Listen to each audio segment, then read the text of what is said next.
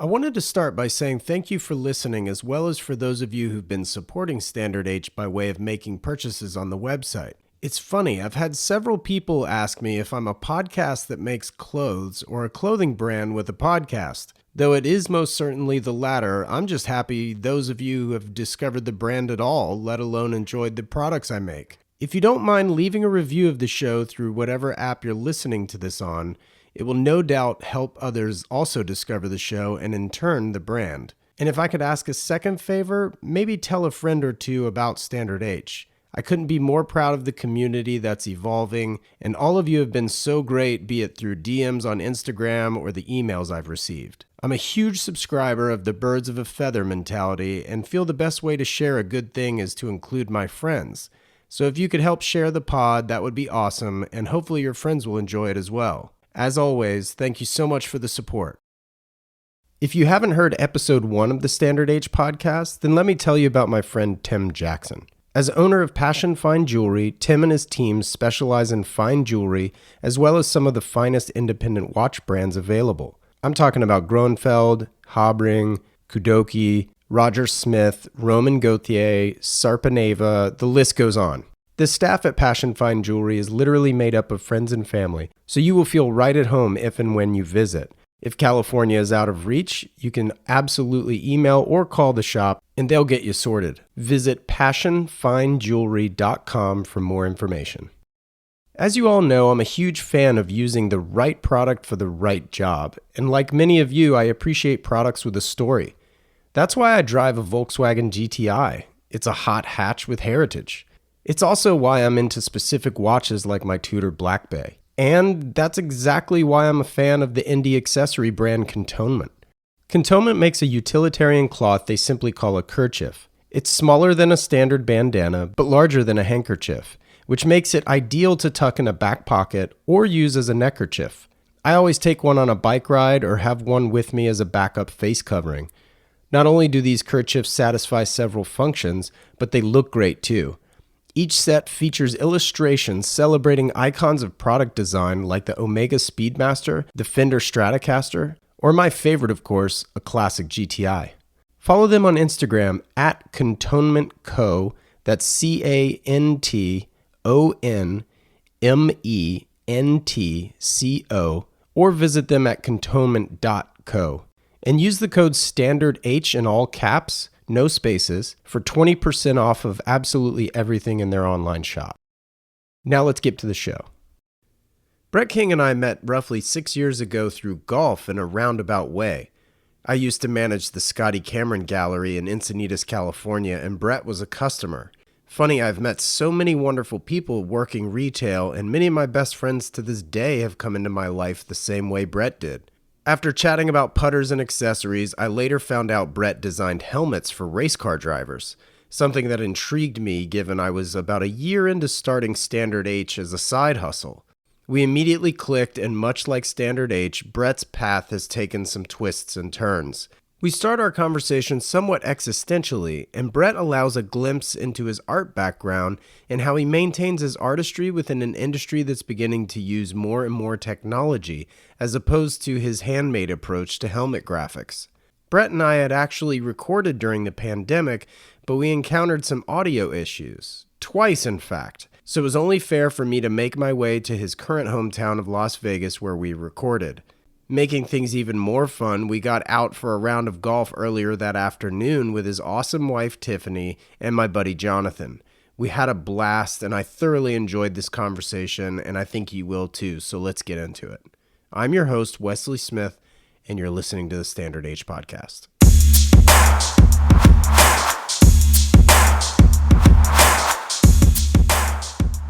There's definitely been an evolution of my perspective since we first met.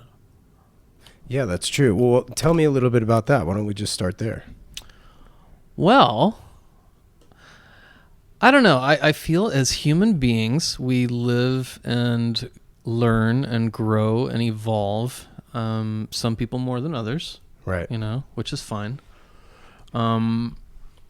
But I've found for myself that it's been an ever-evolving conscious effort to continue to gain more education about life, about relationships, about people, just about everything, knowledge of, random things, whatever it is. Right. And I feel that it's really served me well, and so I think that's a thing as we, go through this thing called life. If you're not evolving, I kind of feel like you're just falling behind. You're dying. You are. I mean, I don't know if you're dying, but I mean, you're definitely falling behind. Right. And you're going to get swallowed up by life. And I don't want that. You know what I mean? I want to keep growing. And, I think it's super important. So cool. Yeah. Well, Brett, thanks again for coming back on the show. Thank you, sir. Thank you for having me. Well, back on the show as far as you and I are concerned. Yes. We won't go into it. Third time's the charm. Third time's the charm. But it's all good. You grew up in, I know it's Canada. I'm struggling for the city. Winnipeg, that's right. Born in Winnipeg, yeah. And your parents did what for a living?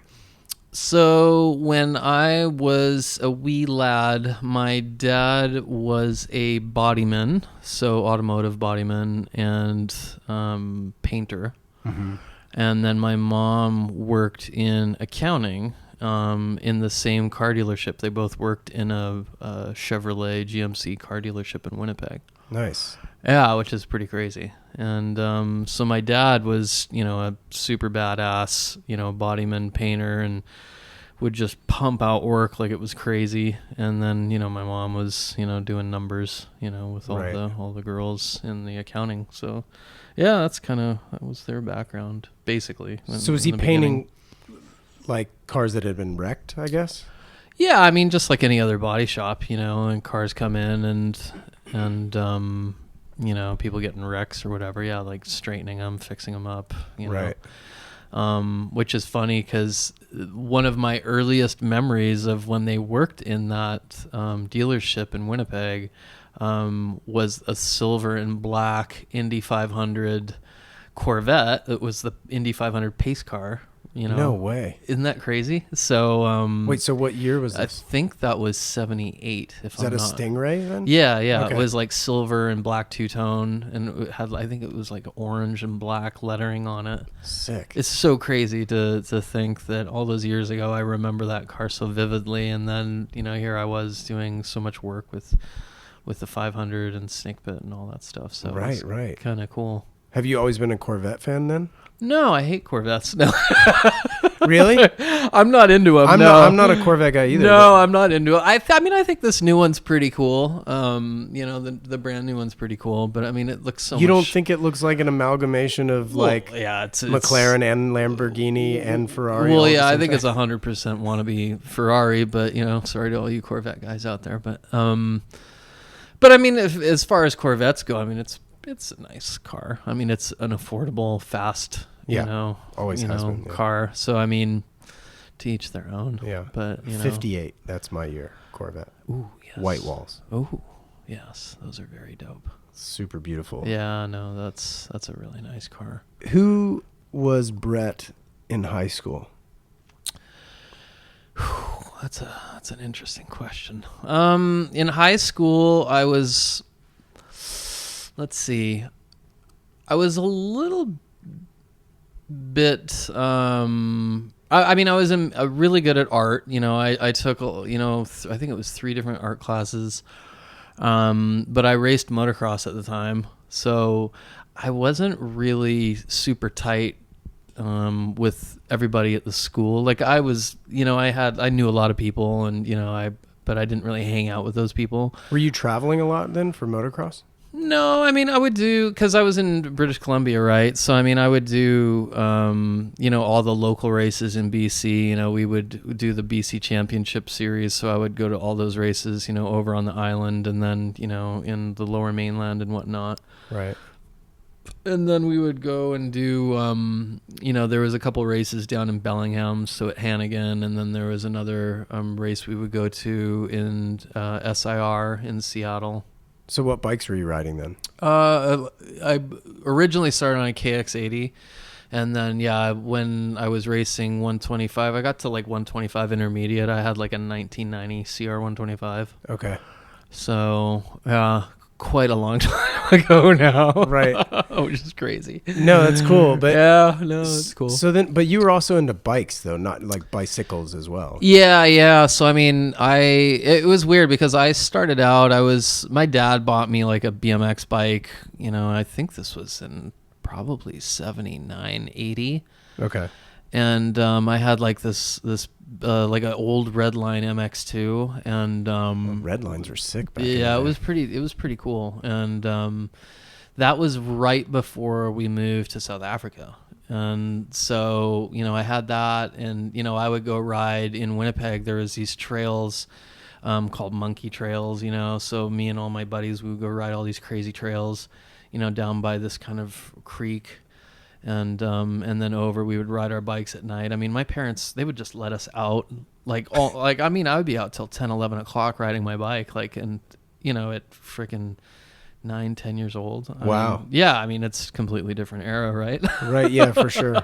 And we would be trying to get chased by, people. We'd be like, yelling at, young teenagers and stuff, like, hey, you, like trying to taunt them and get chased around on our bikes. And, so it was pretty crazy, so that's kind of, I started in BMX, and my first BMX race I ever did was in South Africa, which was crazy. And it was on a soccer field, which was nuts, like on grass with like these little dirt mounds that they built. And, I mean, it was really just a sprint on grass, which is crazy when you think about it now, but lots of tire slip, I'd imagine. Yeah, I mean, pretty sketchy, so. I'd forgotten you moved to South Africa. What motivated you guys to do that? I don't remember. That's a good question that maybe my late father would be better to answer than me, but, I mean, we were told that it was, at the time that my father's mother was, she was ill, she was getting old, and she had some heart issues and stuff like that. So they were saying that they wanted us to move over there, until she kind of passed away at least, so they could spend some time with her and see her and whatnot. So she already lived there? Yeah. So okay. She lived which is the weird part, right? We supposedly moved there because, she was there and dying, but she lived in Port Elizabeth. Meanwhile, we moved to a town just outside of Cape Town called Gordons Bay. Okay. And which is close to like Stellenbosch and Somerset West. We also lived in those towns. And so that's kind of why we went over there. But we were only over there for I think like 4 years, and then we moved back to Winnipeg. So how old were you when you moved back? I think I was 12 or 13. Okay. I think I was 13. So you spent high school in Canada? Yeah, high school in Canada. So we moved back. I think it was in '86. And then lived in Winnipeg for 2 years, and then we moved to British Columbia, lower mainland, like, Vancouver, in '88. And, so I lived there until I was 24, and then I moved to California. Right. So kind of been all over the place. Wait, did you go to university? I don't remember. No, I never did. So you were just doing art right out of high school? Yeah, and that was the weird thing. I mean, my folks didn't, I wouldn't say, like, my parents were talented. Like, my dad was a talented guy. He was really good with his hands. And, my mom, it was funny. My mom was actually a pretty talented illustrator, but she didn't really do that at all when we were kids. She did a lot of sewing. Yeah. So she kind of did something with her hands, but my mom just really kind of was there for us growing up.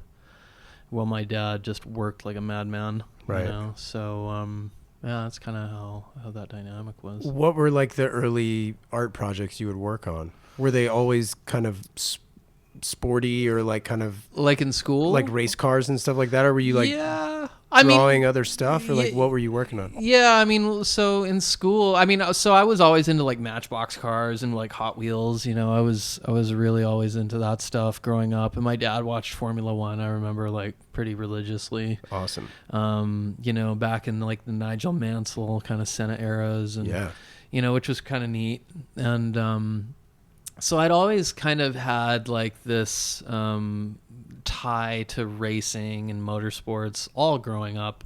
And then motorcycles, like when we moved, especially when we lived in South Africa, you know, I had a dirt bike over there, and my dad and I, we would go ride around like the vineyards and stuff, like up in Somerset West. And, you know, I had like jumps. I would like trying to jump this janky ass, you know, old bike that I had, which is really funny. But I always wanted to race motocross, you know, and I just, you know, I don't know if we really had the finances to do that, as much as my dad just didn't really allocate finances for me to do that.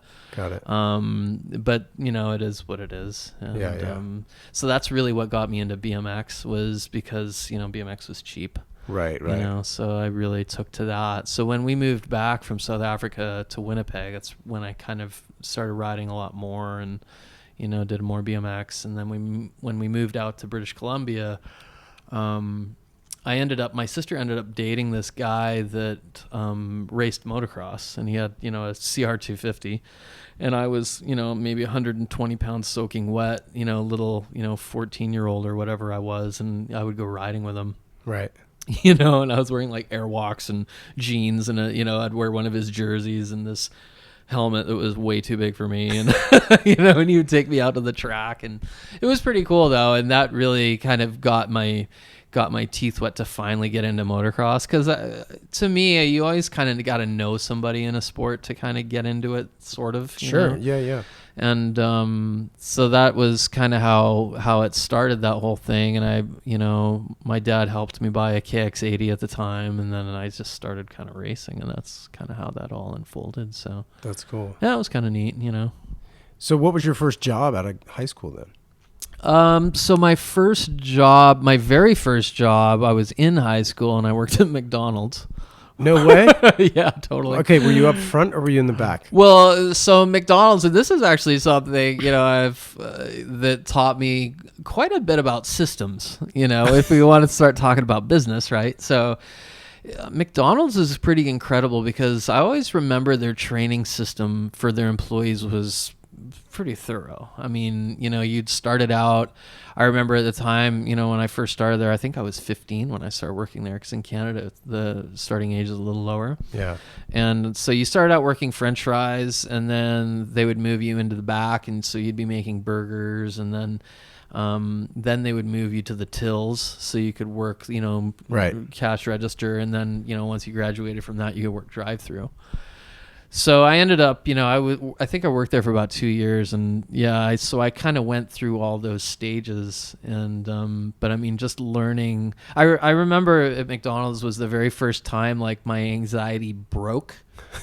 You know what I mean? Which station was it? It was like making hamburgers, actually, like making like Big Macs. And I remember like being in the back, because you could bust out if my memory serves me correctly. I mean, you would make like 6 Big Macs at a time, and you would make them literally in 3 minutes. Well, it's funny because like when you tell me about that progression, that makes like so much sense, right? Yeah. Because it's the least amount of responsibility and like opportunity to screw it up. Yeah. Until like through the drive-through. Because then when you're on the drive-through window, you just have to do all the money stuff faster. Well, exactly. Right? So like there's less time to allocate.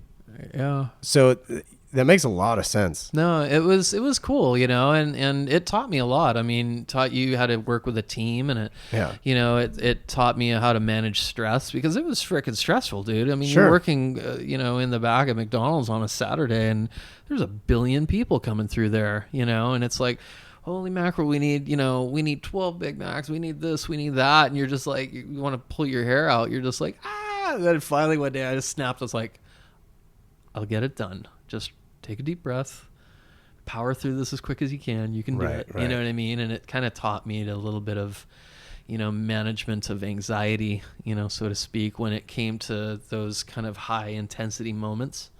And which was interesting. It was a good life lesson at the time. My brain keeps going to the expression of too many cooks in the kitchen. Yeah. Sounded like there wasn't enough cooks in your kitchen. No, I mean, and again, that's McDonald's, you know. I mean, it's when you look at some of these places, I mean, another fantastic one that we keep hearing about is like Costco, you know. You think about, you know, Tiff and I were at Costco the other day, and we were talking to these people that worked there, and they had worked there for 20 years. No way. And yeah, and you think about that, right? You're working at Till at Costco for 20 years, and it's like, what is this company doing to retain people like that? Shit, working anywhere for 20 years. Well, yeah. You know what I mean? Yeah. I mean, unless it's your own business. Yeah, right? I mean, it's really impressive. So, I mean, and I think that's kind of rings back to what I said originally, about continually evolving and educating yourself and learning about, these things. I mean, looking at these massive businesses that are so successful. I mean, it's so inspirational to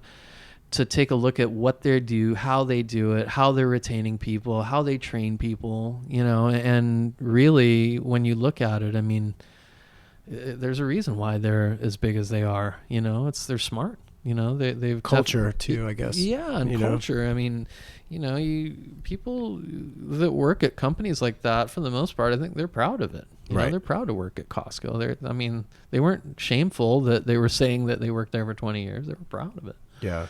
So, I mean, creating a culture like that is pretty impressive, No, I couldn't agree more. When did you start at Felt Bikes? So I started at Felt. Originally, when I started at Felt, it was in '99, and I was kind of doing it from Canada, just a little bit of back and forth, and then in 2000 is when we got me a visa, and I started working full time. And so how did that all start, though? Like, how did they find you, or how did you find them? So the way that started was in the late 90s, like from about 90. So I got back into BMX. So after motocross, I was doing motocross in the early 90s, and then I got back into BMX in like 95. So I had started painting helmets literally right out of high school, and so I painted a couple helmets. I painted my own, painted a couple for a couple friends. And that was just a result of them asking you to do theirs because they saw yours. Yeah, and they were cool, and that was literally when Troy Lee was still like, I mean, he was known, but he wasn't that well known. Yeah, he wasn't today's Troy Lee. No, not even close. And so, or even late 90s Troy Lee. Yeah, and so I mean that was the thing. I saw what he was doing. I was like, wow, that's really cool because it kind of ties in all the things that I love. Yeah. Bikes and racing and art and the whole thing. It was really neat. So I was like, well, I can paint stuff, I can design stuff, I can draw, so that's really how it started. And so basically what had happened was then I had grown it from 16 years old. And then when I started racing, I started sponsoring the Canadian national champion for BMX. Wow. in pro, because he was local. And so he was just a guy you knew? Yeah, he's just a guy I met through the local guys at Langley. And so anyway, so he, I painted his helmet and painted some like custom number plates for him and stuff. And that was in 95. And so then I was like, shit, I should get another BMX. I love bikes and I've ridden all my life. And so I started racing again. And within a couple of years, I was racing pro.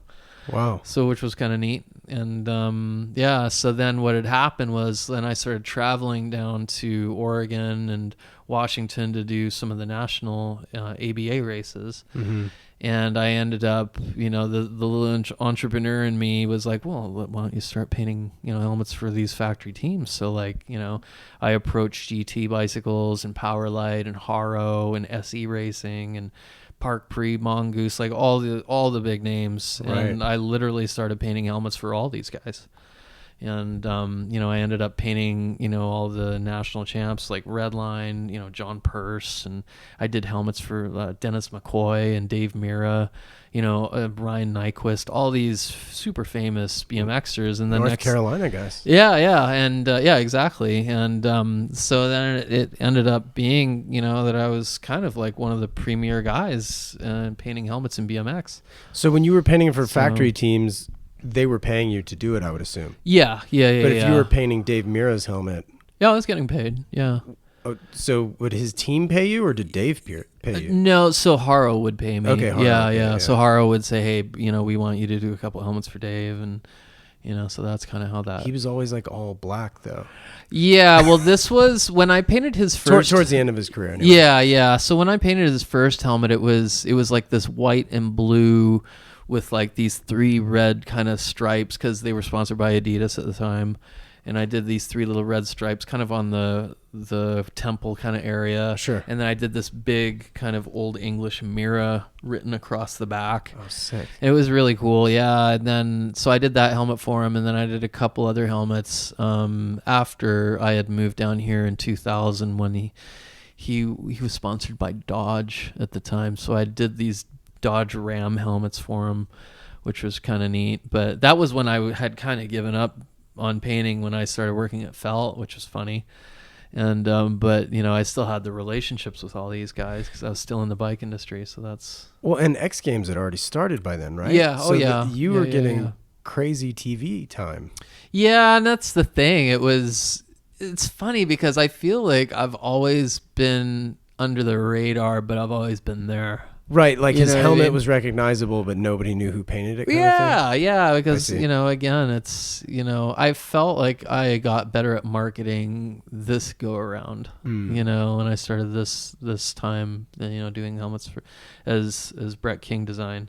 Right. But back then, BK Designs, I was just a kid, just painting stuff and paying my bills so I could go on trips and you know what I mean. It was much more kind of a hobby than an actual business, Money came in and money went out. Exactly. Yeah, it's like, oh, cool. I could go, race, or I could go buy this thing I need, or whatever Matchbox it was. Cars. Yeah, GI Joes. I don't know. What were like those first helmets costing? Like, what were you charging? Oh, dude, I was so undercharging for my work. It was ridiculous. Right.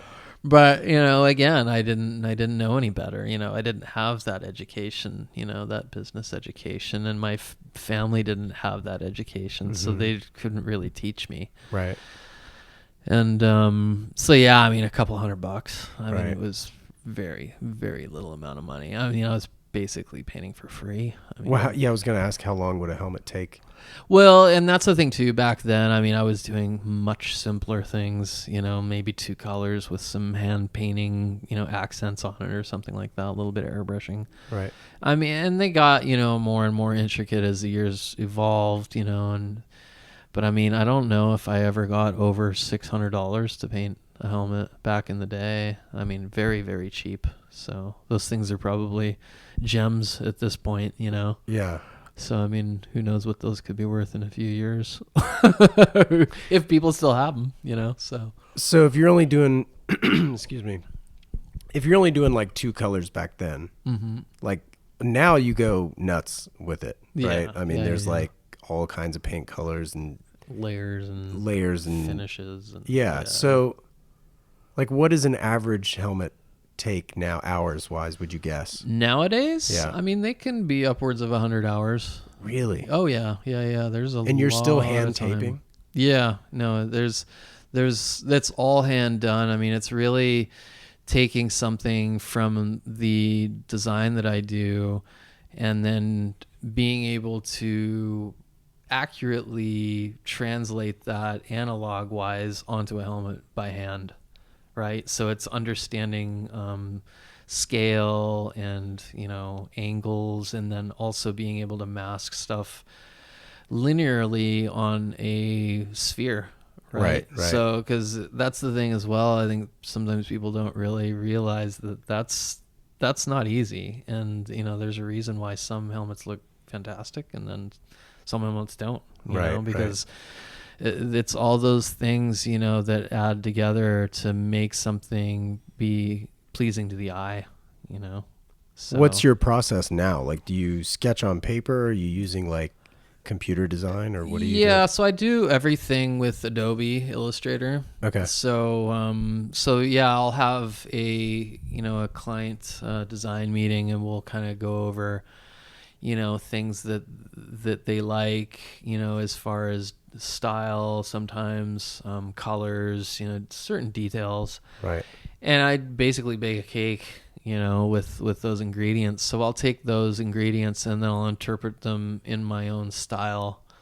And that's kind of how we get what we get. So, which is pretty cool. It's cool because people allow me to do things the way that I envision them to be done, which is pretty neat. Well, I mean, that's the best relationship with an artist, right? Is yeah. You have your style. I like your style. So here is a helmet. Go nuts. Yeah, right? Exactly. Yeah. I mean, if you like what I do and you come to me, then cool. But if you like what somebody else does, I mean, you should kind of go to that person. Right. You know what sure. I mean? Like, yeah. don't tell me to do somebody else's work. Yeah. And I've always been very, very adamant about that, from day one, because there's a lot of, designers or helmet painters out there that have their style, and right. if you like that person's style, then you need to go to that person and have them do work for you. I mean, that's the way it should be, right? Well, here's the $1 million question. How do you describe your style? I would say my style is abstract, modern, clean, aggressive, colorful.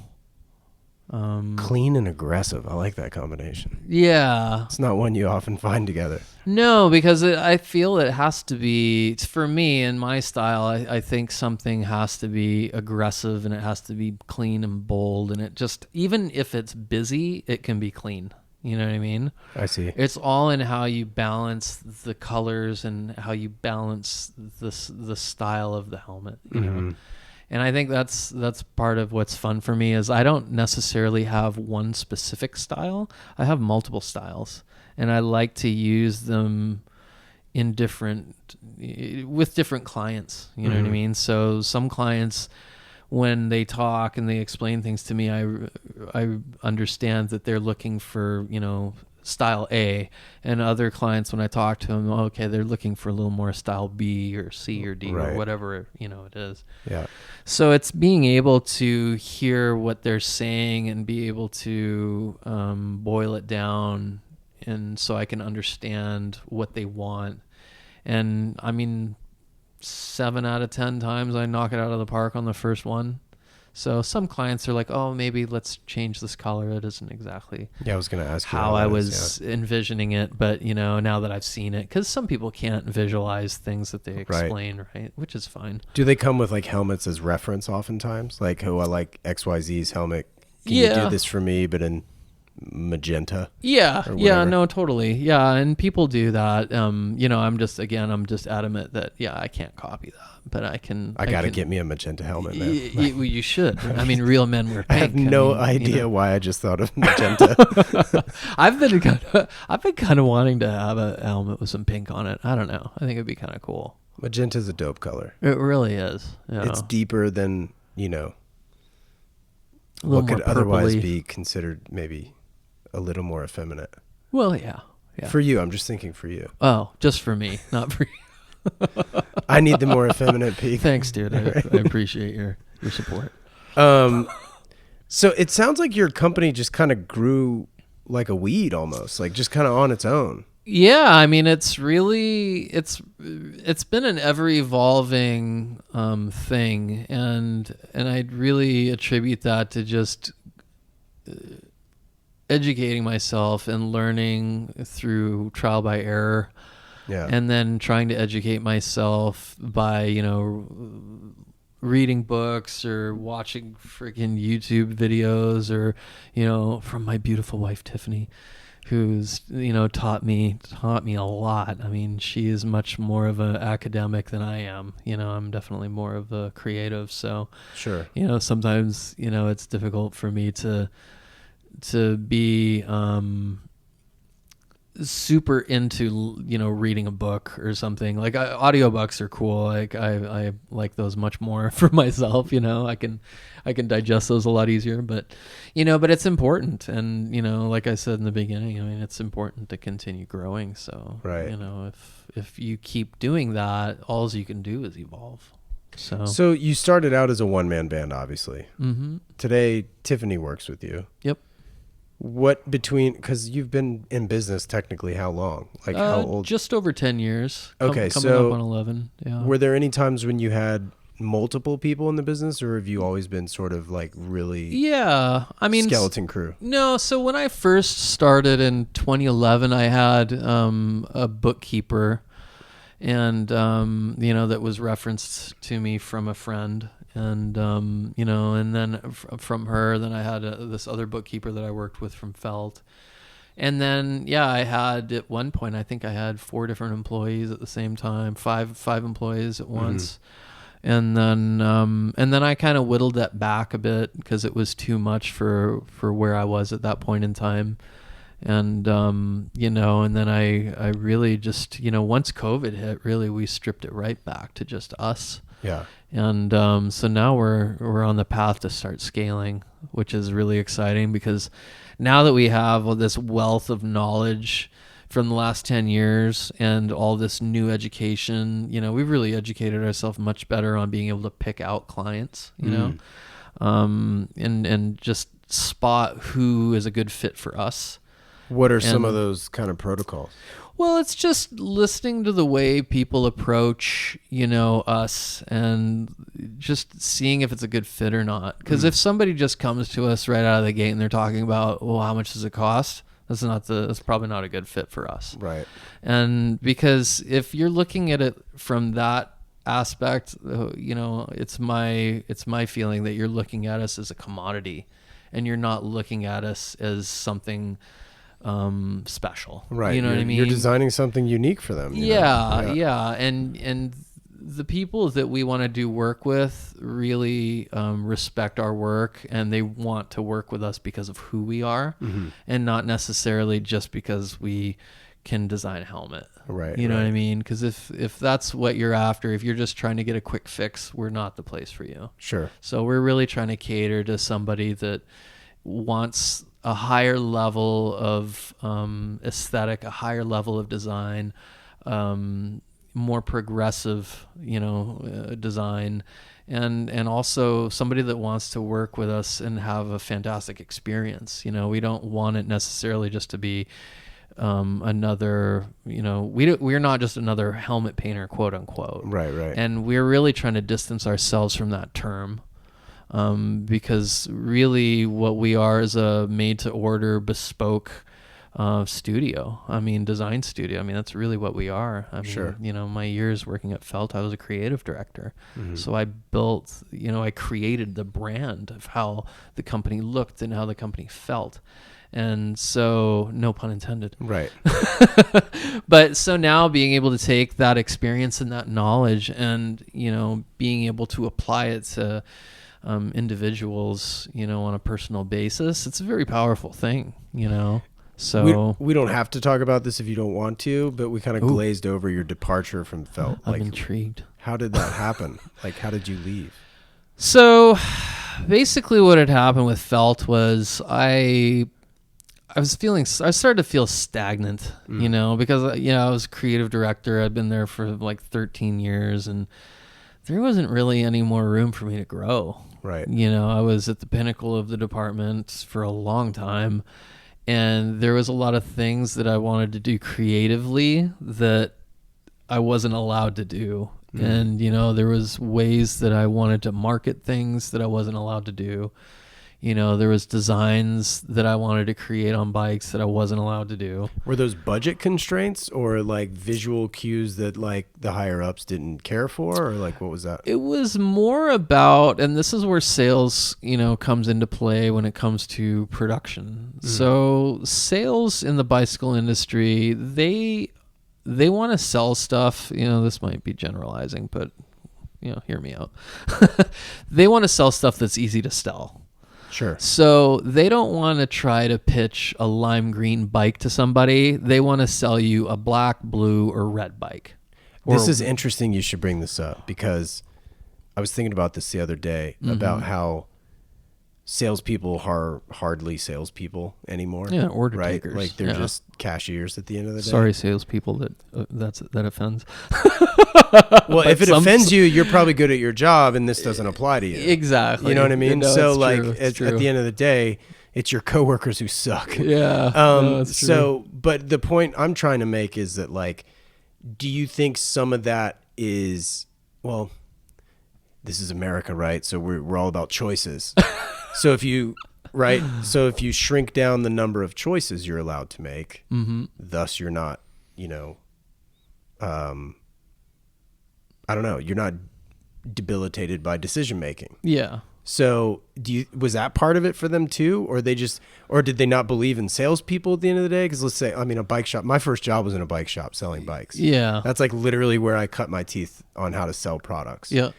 So I was the little kid who looked 10, even though I was 15, selling bikes and child labor, excited to do it. Protect your employer. And, but generally speaking, maybe bike shops maybe aren't highly motivated people. Maybe they are. You know what I mean? It just depends. But like BMX. Yeah. It was our experience that, I mean, let's be honest. I'm not trying to create drama where there is none. I'm no, just but asking, I think there is. I mean, yeah. I think that's a true point. I mean, you'll go to some businesses and I mean, everybody I believe that hears this would probably attest to it. Sometimes you have to deal with people that you don't want to deal with. You go to McDonald's, funny example. If you get a cashier that's having a bad day and they give you a bunch of attitude, you're kind of dealing with individuals, right?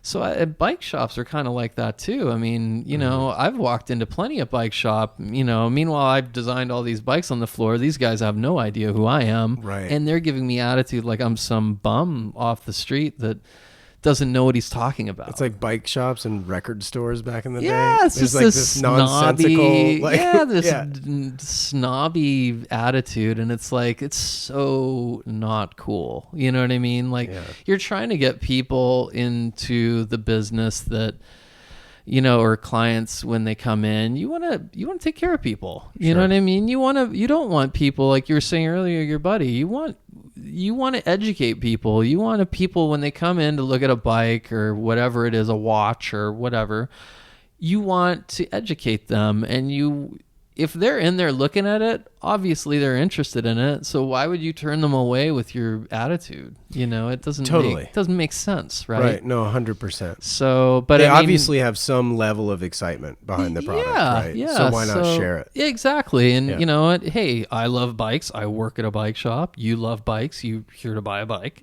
100%. Why don't I teach you a little bit about this thing and send you on your way? And hopefully you'll come back and buy tires. Hopefully you'll come back and get it serviced. Right. Hopefully you'll come back and buy a chain. Hopefully you'll come back and get your brakes done. Yeah. You know what I mean? I mean, so that's the car dealership model. Exactly. Right? Yeah. And, but to go back to colors, I mean, again, you don't know if you're dealing with somebody that, really cares if that business is going to, sell a bunch more bikes this month or not. Right. So, or if they really want to work hard to sell this green bike as opposed to, well, just buy this red bike because it's red. And I know, most clients like red bikes. So, yeah. Looks fast. Yeah, it looks cool. But I think that's the thing at Felt that I sometimes was let, off the leash, so to speak. And I was like, look, I believe in this. Let's do this green bike. Or, we had this beach cruiser once and I wanted it to be punk rock, like this punk rock theme with like a tartan seat. And my boss was not into it. I was like, trust me, we're in Huntington Beach. Huntington Beach is all about this. You know what I mean? And that bike flew off the shelves. And he was like, well, okay, you're right. I just think cool. of No Doubt. Yeah, exactly. Like the pants that she would wear. Yeah, no, totally. And all the punk rock bands and stuff back in the day. Because when I first moved to California, like I kind of became friends with groups of guys, and we were going to all these punk shows, and in those early days. And what was the first album you ever bought? Like, with your own money. Music album. It was Run DMC. It was a tape, and I think it was around 80. I was gonna say it has to be a tape. Yeah, it was a tape. God, what year was that? I think that was around 87, 88. Okay. Aerosmith. Yeah, it was. Well, my sister was always more into like rock and stuff, so my sister was like into like Def Leppard back then, and Hysteria, and such a great album. Yeah, and it's funny because you hear it now, you're like, This actually sounds pretty good. I heard it at the gym yesterday. Oh, really? I did. Yeah. No, it's funny. You hear some of that old 80s music. It's like, yeah, that's pretty good. But yeah, that was my first album was Run DMC, and then Beastie Boys, and then that kind of got me. I was always like into hip hop after that. Yeah, rap. yeah. I was like devout rap guy. That's which cool. is really funny. So. Well, you said your dad watched F1 religiously. Mm-hmm. Were you into it? Like, had you carried that on?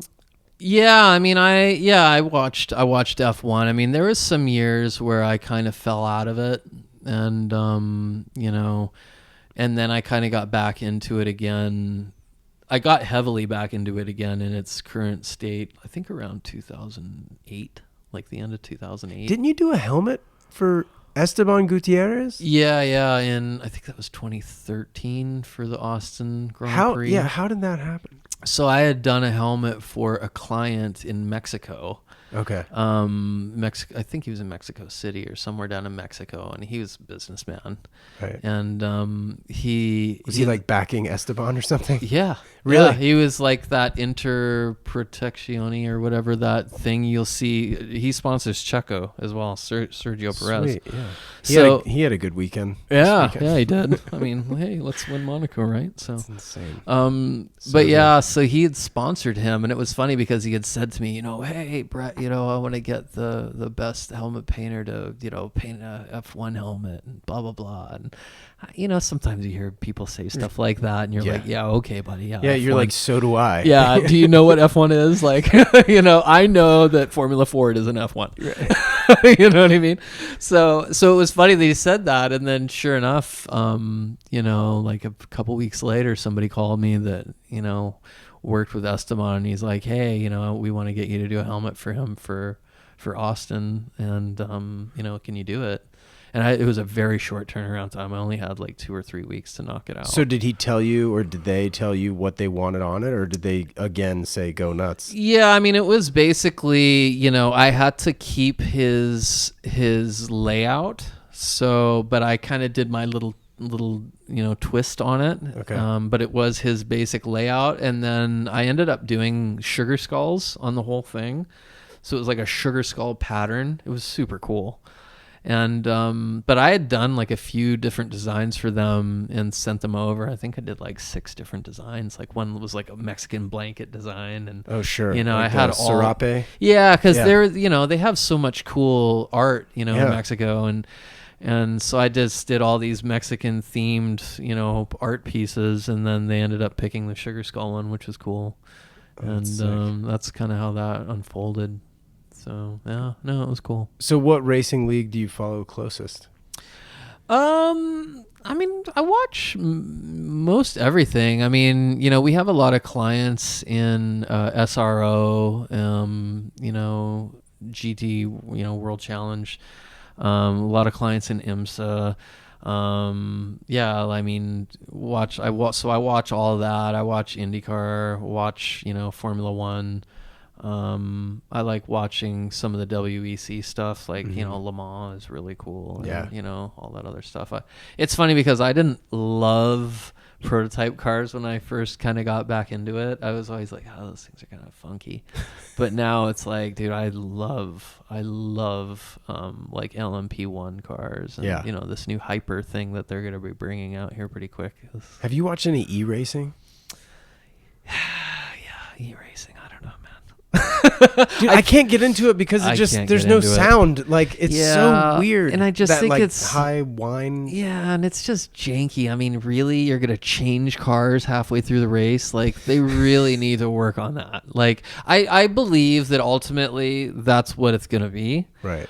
But they really need to work out that bug of having to change the car. For me, anyway. I think it's, and I think that's going to come with battery technology or whatever, however they end up, powering them or figuring out how to prolong the lives of these batteries. But I mean, obviously with Teslas, they're getting better and better at figuring that stuff out. The cars now compared to 5-10 years ago are much better. Well, it's kind of like the opposite of Le Mans, right? Yeah. Instead of swapping drivers, you swap cars. Yeah. And it's just weird. I mean, because one car, I mean, even though you set two cars up the exact same, sometimes one car doesn't handle the same, right? Right. Something can be different with a chassis somehow, and it just doesn't handle the same. So, I mean, I don't know if that's much of a issue for these teams and drivers because, obviously I've never raced it.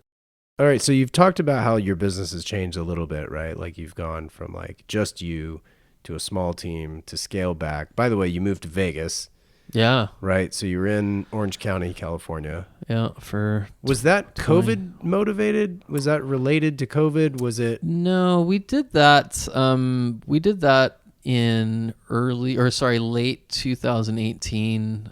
So mid 2018, we were starting to look at what operation costs were in Orange County, and for this type of business and what I was charging at the time, Orange County was just not sustainable. Right. I mean, to rent a place there, the shop costs, housing costs, employee costs, it's just super expensive. Right. And so I think that's the thing. Moving to Vegas, we just kind of recognized, hey, if we want to really start expanding this and scaling this business, we need to kind of lower our overhead exponentially and then be able to kind of strategically, charge more and then grow a team around us that can help us kind of get to that next level. Right. Yeah. So I think that's the thing. This move out here has been fantastic for us to kind of hit that reset button. Sure. And, and COVID, quite honestly, it was great for our business because it allowed us to kind of slow down, kind of reassess, okay, how are we gonna do this properly? How are we gonna grow? How are we gonna, place ourselves strategically in the business, and then or in the industry, and then how are we gonna separate ourselves from everybody? And because I don't think that we want to separate ourselves specifically through design, because I think that's not really the way you do it, but also in client experience and how we actually scale the business, and, we want to start doing some products and, we want to start doing some stuff to take us to another level. And, I understand that you're changing, but has the industry changed much as far as, because I mean, I guess your hero product is a helmet, right? Or at least the art that goes on the helmets. Yeah. For now, I mean, yeah. So I think that's the thing. I think the industry is changing, but I think like most industries, change can be slow. You look at the golf industry and it's like, God, what a freaking steamship that is. I mean, it's taken so long for people to accept, younger fashion and, cool stuff. And like, people like Ricky Fowler obviously helped that. Right. But I mean, I think motorsports is similar in ways, like they kind of have a stuck way of thinking about things and a stuck way of approaching things, but we're here to change that. And I'm excited about that. And it takes time, and it's going to take time because you're really re-educating people on who we are and what value we bring to the table. And whereas, their experience at a different, design studio is most definitely not going to be the same experience they have at our design studio. Sure, yeah. So, and that's what we want. We want it to be very special for people, and so I don't want to get too far into it. Right. Yeah, I got some trade secrets. That's good. No, and as you should, right? Yeah. I mean, it's, everybody has to do them, do you, boo-boo. Right. Yeah. So that's what we're doing. We're being very committed to our vision, you know, and holding steady on that. You mentioned golf. What got you into golf?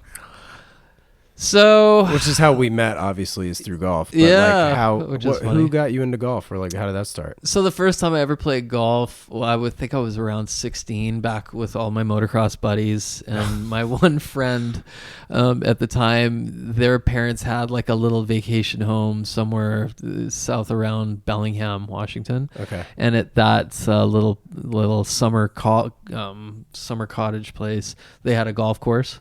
And so, we went out there one weekend and we were literally just hammered. I mean, drinking a beer a hole. And I think, if my memory serves me correctly, I holed out from on like a par 4. I holed out from like 170 yards that day, which was really funny when you think you're about like, I'm playing this for the rest of my life. I was like, fuck, this is cool, right? I was like, this is easy, golf's easy. And so, I mean, I've always been athletic, and I've always enjoyed different things. And so I played that one day, and I never played again for years and years and years. And then it was after, God, what year was it? I think it was 2006 when I started playing golf. And I got serious. Like, I was like, I'm going to do this. Right. And so one of my friends, him and I both started playing around the same time. So we started going all the time in Orange County, going to like, there was this golf course in Irvine called Rancho San Joaquin. Okay. Yeah. And it's just like, like a little local course right by the university, by UCI. Yeah. And really crappy grass. But I mean, it was fun. We would go out there, and then there was this Mats at Newport Beach. This place right under John Wayne, where planes take off there. There's a little par 3 executive course there. Oh, yeah. Yeah, so we would go there, on the weeknights, and go play around in the dark with the lights on. Yeah, I was going to say they had the lights. Yeah, it was super fun, though. I mean, we had a blast. And so... It's the best. Yeah, and I just, I read some Tiger Woods books and, Ben Hogan's, book and, a few different things. And I really educated myself on it, and I just taught myself, and, I got pretty decent. And that's amazing. Yeah, so I don't know. And I started keeping a handicap, and I think I got down to like a 12. Okay. But then, I stopped kind of going as much, and, and then, I try to go now whenever I can, but, I'm That's definitely not playing like a 12 right now. Not like my beautiful wife. Yeah, I didn't have a great round today either. Yeah. Got a birdie though. It's another story. Got a birdie in a few pars after not playing 6 months. So that's great. I'll take that. Yeah, man, it was super fun. Well, is there anything else you want to promote or talk about? God, I don't know. Not really. I mean, just really. Yeah, I mean, I just really want to say that I'm here to, or we're here to really change the game, change the helmet game. And I think it's already starting to happen. You're starting to see somebody like Lewis Hamilton, like this weekend, he collaborated with Daniel Arsham, which was pretty cool. And so I think you're going to start to see helmets go off in a more dynamic way and be approached more like a piece of art. Right. Instead of like, this is a helmet, you paint green, blue, and red on it, and you do this, and this is what everybody else does, and this is how it is. And that's going to change. And I'm excited to kind of be there for that change and help, be one of the people that really push that. Yeah. And that's exciting. That's exciting to me. I meant to ask you earlier, how often does somebody like Lewis get, yes, I feel like he has a different helmet every race. Yeah, well, that was the thing that I learned when I did Esteban's helmet. I mean, these F1 guys, they'll get, I think it's upwards of 20 helmets a year. Yeah, there's 20 races. Yeah. Well, I guess now there's more. Yeah, they typically have to have 2 helmets for a race, right? So they have a helmet and a backup helmet. And sometimes that backup helmet's set up for rain or whatever. So I didn't know that. How do you set a helmet up for rain? So they'll put like a special shield on it sometimes. So it doesn't fog up? Yeah, like I've even heard some of these teams have like special heated shields, that are like heated instead of just dual pane. Wow. I haven't seen one personally, but I've heard that is the way it is. But yeah, they'll have like a backup helmet, so if anything happens to their helmet, they have another one just in case. Because I mean, imagine the millions that teams are spending to be there. I mean, you want your driver not to be able to go out because of his helmet. I mean, it's ridiculous. Yeah.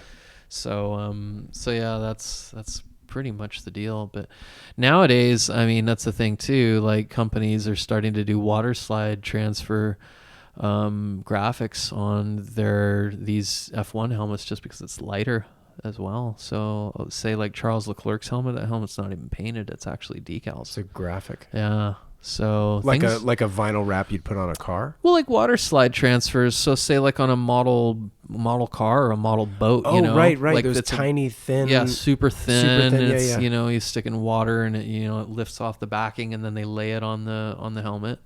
But then they're cut into shapes that are able to form to the helmet, and also made with a material that bends maybe more than those old, you know, crappy decals did on the model car. So that's the thing. Things are starting to change. So we're going to start to see, I think, a lot of change in this industry. So we want to be there for that. So, yeah. Sweet, man. Well, thanks so much for the time. This was super fun. Yeah, no, thank you. Thank you for having me. Yeah. And we'll have to do it again in the future. Yeah.